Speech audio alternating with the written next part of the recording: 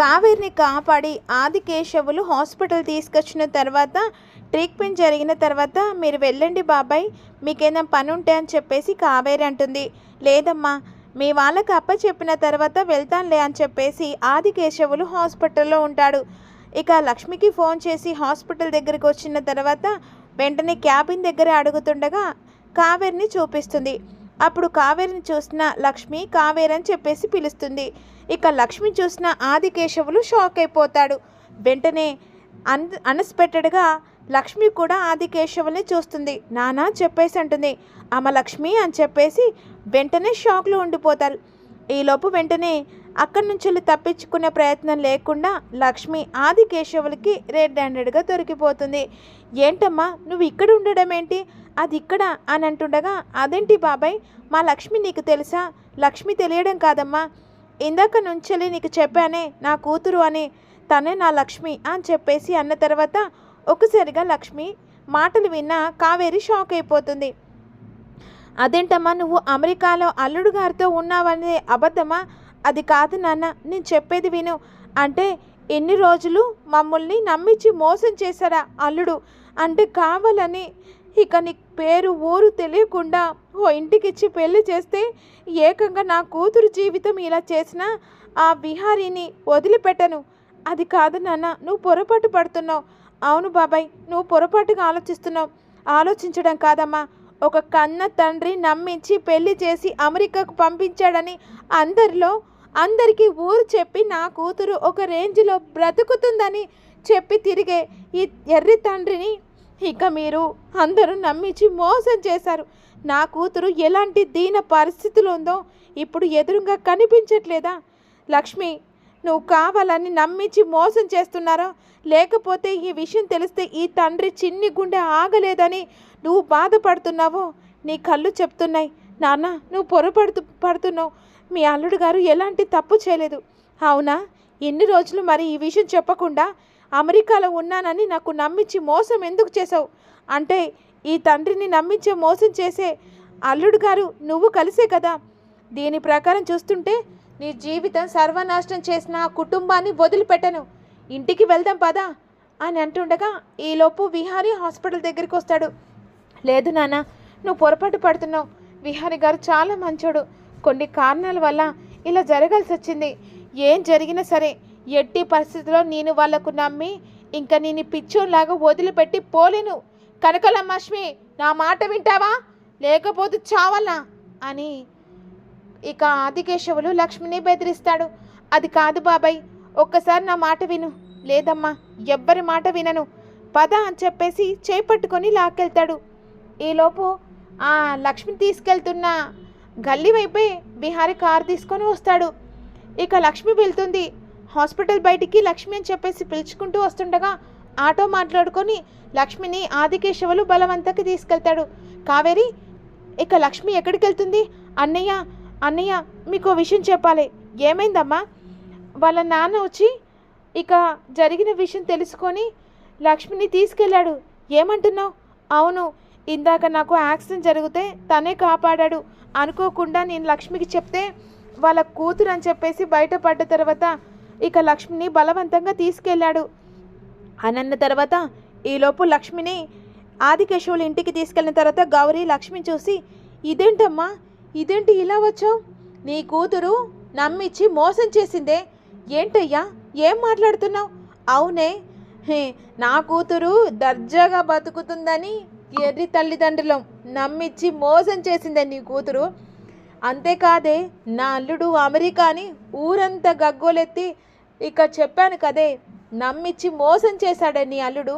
ఈరోజు నీ కూతురు పరిస్థితి కారణం వాడే, వదిలిపెట్టనే అని అంటుండగా, ఏంటి కనకమహాలక్ష్మి, ఏం మాట్లాడుతున్నా? ఏం జరిగిందయ్యా? నువ్వేమంటున్నావు అర్థం కావట్లేదే. ఇంకా అర్థం కావడానికి ఏముందే?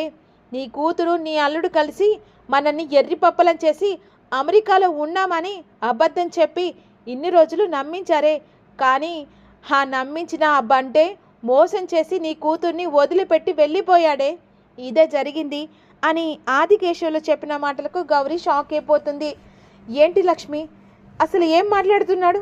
కనకం చెప్పవే అని అంటుండగా, నాన్న తప్పుగా అర్థం చేసుకుంటున్నావు విహారీ గారిని. తప్పుగా కాదమ్మా, నమ్మి మోసపోయాను. ఇక నమ్మి మోసం పోవడానికి మా దగ్గర శక్తి కూడా లేదమ్మా, చనిపోవడం తప్ప అనేసరికి లక్ష్మి షాక్ అయిపోతుంది. విహారికి అక్కడ ఆదికేశవులకు తెలిసిందని ఎలాగైనా ఈ ప్రాబ్లమ్ని సాల్వ్ చేసుకోవాలని చెప్పేసి నిర్ణయించుకుంటాడు. ఎందుకంటే ఇన్ని రోజులు తన అల్లుడు మంచోడని నమ్మించి మోసం చేసిన విహారి ఎలాగైనా ఆ ఇంటికి వెళ్ళి పశ్చాత్తాపం పడి నిజం చెప్పాలని నిర్ణయించుకుంటాడు. వెంటనే ఇంటికి వచ్చిన తర్వాత లక్ష్మి ఏది అని చెప్పేసి వసుధ అడుగుతూ ఉంటుంది. ఇక లక్ష్మి గురించి కావేరి అంతా చెప్తుంది. ఒక్కసారిగా వసుధ, కేశవులు, పండు అందరూ షాక్ అయిపోతారు. విహారి లోపలికి వచ్చి బ్యాగ్ సర్దుతుండగా, ఏటి విహారి? లేదు మామయ్య, ఇక నేను వెళ్ళిపోతున్నా. పశ్చాత్తాపంతో వాళ్ళు నన్ను దగ్గరికి తీసినా పర్లేదు, కానీ ఇన్ని రోజులు లక్ష్మికి నమ్మించి మోసం చేశాను. ఆ పశ్చాత్తాపంతోనైనా లక్ష్మి ఇంటికి వెళ్తాను. ఎందుకంటే ఆ తండ్రిని బాధ పెట్టాను. కూతురి జీవితం హ్యాపీగా ఉంటున్న ఆ చిన్ని తండ్రిని బాధ పెట్టి నేను ఆ బాధని ఇప్పుడు తనకి నరకల్లా చూపించాను. ఏదైతే జరిగింది నా నిజం చెప్పేసి వాళ్ళ కాళ్ళ మీద పడతాను. అది కాదు విహారి, ఇప్పుడు వెళ్తే ఎలా ఉంటుంది? ఏదైతే అది జరిగింది, కానీ ఇప్పుడు లక్ష్మి నాన్నగారికి తెలిసింది కదా విహారి, అందుకని ఇప్పుడు వెళ్తే సిచ్యువేషన్ చాలా క్రిటికల్గా ఉంటుంది అని వసుధ అంటుంది. లేదత్తా, నా పశ్చాత్తాపానికి ఇదొక్కటే దారి. వాళ్ళు ఏం చేసినా మంచిదే. నన్ను క్షమించి వాళ్ళ కాళ్ళ మీద పడేదాకా నేను అక్కడే ఉంటాను. లక్ష్మి ఇక ఆ కుటుంబానికి నేను నిజం చెప్తాను. పశ్చాత్తాపం మించింది ఇంకా ఏది లేదు కదత్తా, అందుకనే నేను నిర్ణయించుకున్నాను, నేను వెళ్తాను అని చెప్పేసి బ్యాగ్ పట్టుకొని వెళ్తుండగా అడ్డుకుంటుంది సహస్ర. ఎక్కడికి బావా, అంత అర్జెంటుగా వెళ్తున్నావు? ఎక్కడికో వెళ్తున్నాను, నీకు చెప్పాల్సిన అవసరం లేదు. అదేంది బావా అలా మాట్లాడుతున్నావు? నేను నీ భార్యను, కనీసం నీ భార్య స్థానంలో ఉన్న నాకైనా చెప్పవా? అది నువ్వనుకుంటుంటే సరిపోతుందా, నేను అనుకోవట్లేదా అని కోపంతో మెట్లు దిగుతూ ఉంటాడు. ఏంటి విహారి, సహస్ర అంతలా అడుగుతుంటే కనీసం తన భార్యని గౌరవం లేకుండా అలా మాట్లాడుతున్నావు? ఇప్పుడు నేను ఎవరికి సమాధానం చెప్పేంత లేదు. నేను లక్ష్మిని తీసుకొని వస్తాను, ఇక బయటికి వెళ్ళే పని మీద ఉంది. ఏంటి? అవును, ఇప్పుడు నేను వెళ్తున్నాను. నాకు ఎవరు అడ్డు చెప్పినా కూడా ఇక నేను వినే సిచ్యువేషన్లో లేను అని చెప్పేసి ఇక్కడి నుంచి ఇక ఎవరు చెప్పకుండా వెంటనే విహారి వెళ్ళిపోతాడు. అక్కడ ఆదికేశవులు తన కూతురికి పెళ్లి చేయడం అదంతా గతాన్ని గుర్తు చేసుకొని బాధపడుతుండగా లక్ష్మి కూడా చాలా ఏడుస్తూ ఉంటుంది. తండ్రికి ఏం చెప్పలేని పరిస్థితి. అల్లుడు మంచోడు కాదని నమ్మించి మోసం చేశాడు, నా కూతురు జీవితం సర్వనాశనం అయిపోయిందని చెప్పేసి నిర్ణయించుకుంటాడు. అప్పుడు వెంటనే గౌరితో లక్ష్మి గురించి మాట్లాడతాడు. విహారికి లక్ష్మికి ఇద్దరికి విడాకులు ఇచ్చి వేరే పెళ్లి చేయాలని చెప్పేసి నిర్ణయించుకుంటాడు. అప్పుడు వెంటనే లక్ష్మి ఆ మాటలు విని షాక్ అయిపోతుంది. ఇక ఏందయ్యా, ఏది వెనుక ముందు ఆలోచించకుండా ఇలాంటి పెద్ద నిర్ణయం తీసుకున్నావంటుండగా, లేదు గౌరీ, ఆలస్యం చేశాను. ఇక నా కూతురు జీవితం నా చేతులారా సర్వనాశనం చేశాను. ఇక నుంచి నా కూతురు ఎలా ఉండాల్సి వస్తే అలా ఉంటుంది.